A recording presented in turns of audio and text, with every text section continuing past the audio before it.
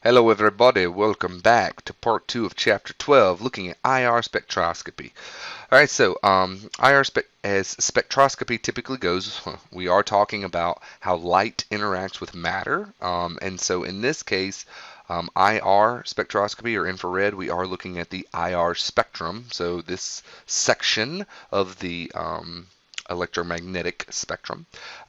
And big things to recognize here for IR, we're looking at how molecules absorb light, and once they absorb that light, they get excited, right? They're so giddy, right? They get excited, and what we see are vibrations from the molecule, specifically vibrations about a bond. So, if you have carbon-carbon single bonds, right? How do those two carbon atoms move relative to one another along that bond? Do they stretch symmetrically? Do they anti, or do they not non-symmetrically stretch? Do they bend or wag or whatever? They have a lot of different things. There's some better depictions coming up. All right. So IR, this is an absorption-based phenomenon. Um, and so with that, as I said, the absorbed energy causes the bonds to stretch and bend. So we call this a vibrational technique. And later on in Orgo 2, you'll learn about ultraviolet or UV vis, not just ultraviolet, but UV vis absorption. And when those molecules get excited, you see slightly different things. All right. Now, with infrared, the IR region is a lower energy region than visible light, and so the energy is not as much. But the units that we talk about, typically when we talk about light and we use units associated with it, you might be more familiar with something like nanometers. But since IR is a lower energy spectrum, or lower energy radiation compared to visible, we actually use longer wavelength terms. So in this case, we use what's called the wave number, all right, which looks kind of like this wonky V. And the wave number is actually inverse centimeters. So it's the wavelength in centimeters, but it's 1 divided by centimeters. Okay, so just so that you're aware of that. All right, and as I said before, these molecules vibrate along bonds. So you have symmetrical stretching. So if my fingers are the white atoms here, right, symmetrical stretching would be they go out at the same time, they come in at the same time, right? Anti-symmetric would be more like uh,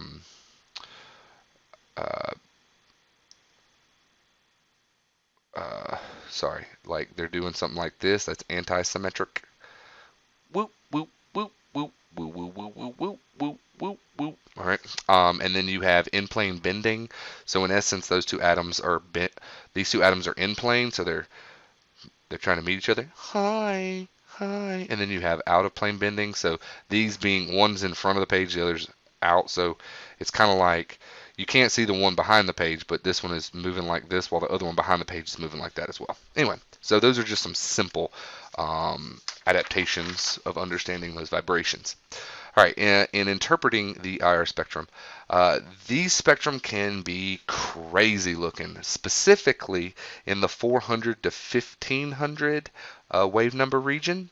And this is actually known as the fingerprint region. So just like you may be familiar with something like CSI or whatever, there's like 19 different variants of the CSI show now, but the fingerprints can be very, very complicated, and so that's why we call this the fingerprint region, because there can be tons of peaks and just all kind of craziness. So we do tend to ignore this region of the IR spectrum that we get, and we look mostly from the 1500 to 4000 inverse centimeter range.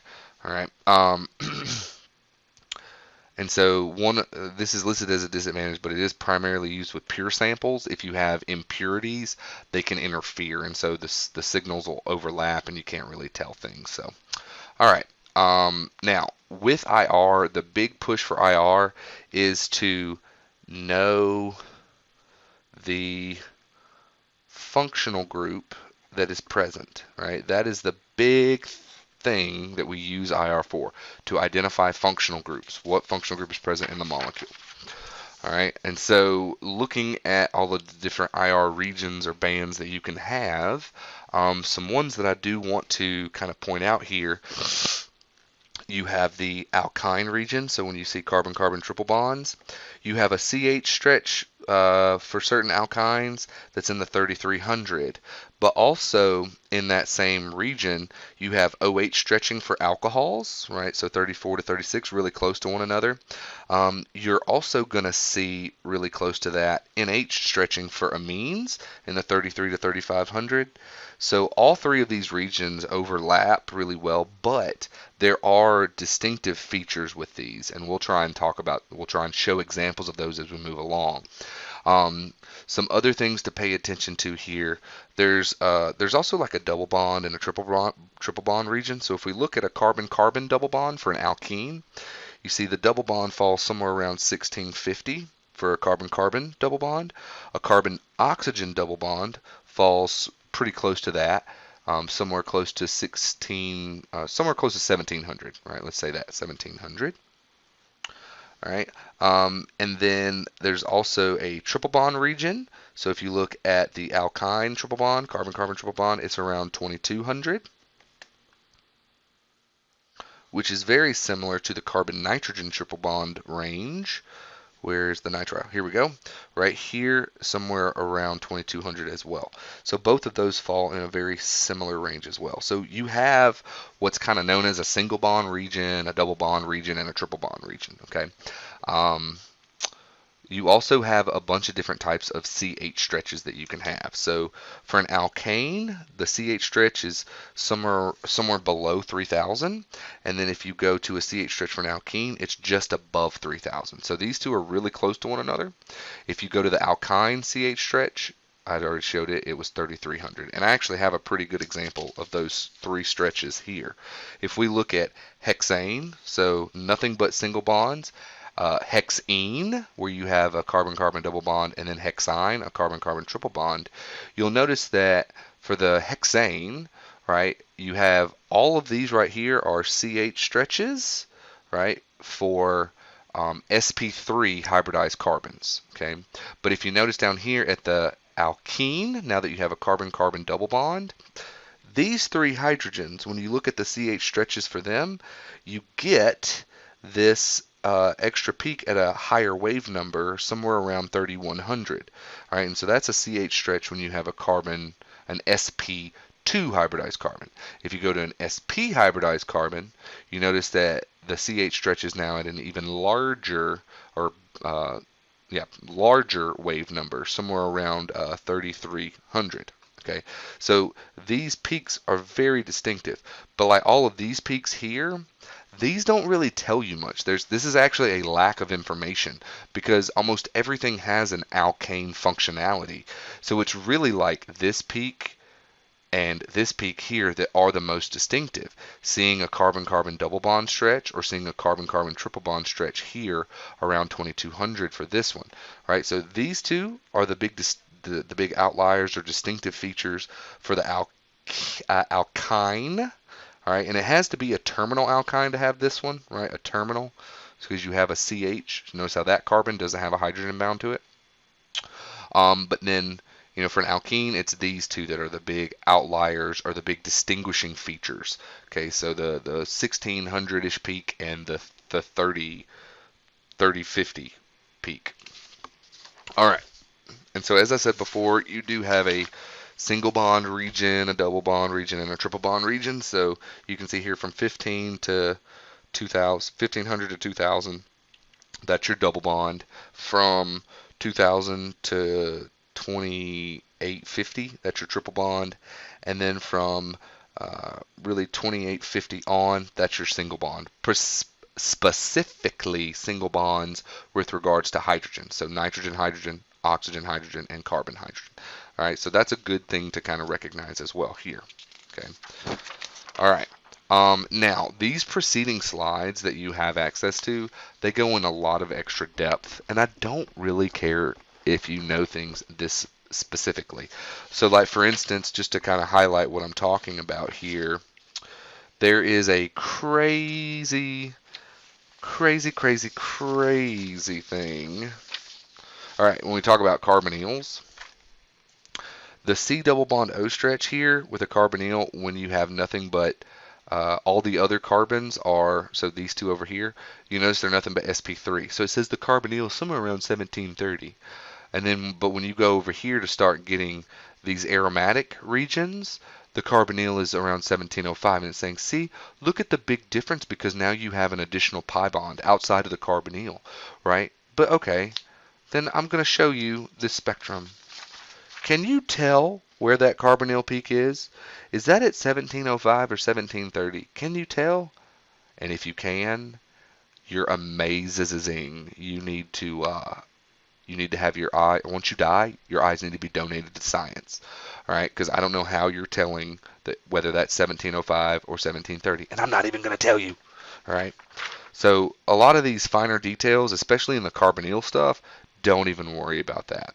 Now, something that I do find to be slightly important, going back a couple of slides, is if you look over here at the the oxygen hydrogen versus nitrogen hydrogen stretches, you notice I've underlined the word broad versus sharp. So the OH stretch is very broad. It's distinctive. Almost no peak is as broad as an OH. And then the amines are actually quite sharp. And so just to kind of show you what's going on here, if we look at the amines, the NH here, so this is a primary amine, right? So that nitrogen has two hydrogens on it. You notice these two peaks are the NH stretches, right? Two peaks, two NH bonds. Here you have a secondary amine. You have one NH bond and you have one peak.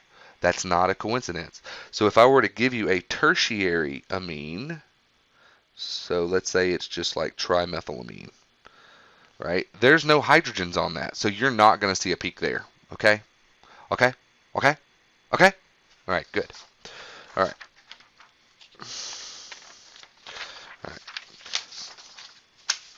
Now, as I said before, not going to care about all the little specifics here.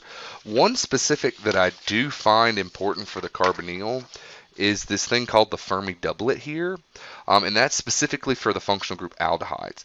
All right, it's without knowing a Fermi doublet, it's going to be very difficult to tell a ketone versus an aldehyde. And so this CH stretch right here, it gives us this Fermi doublet right here. All right, two bands, two sharp, they're tiny, they are kind of small, but two sharp bands around 2850 and 2750. Okay, so those are very important, and those are going to help you distinguish a ketone from an aldehyde. Okay, the Fermi doublet. All right, and like I said, all that other crap is le garbage, le garbage. All right. Now, something that I do want to point out, which I thought I had an example in here, but I don't. All right. In terms of seeing the amine versus the alcohol stretching, so these amine bands are very sharp, right?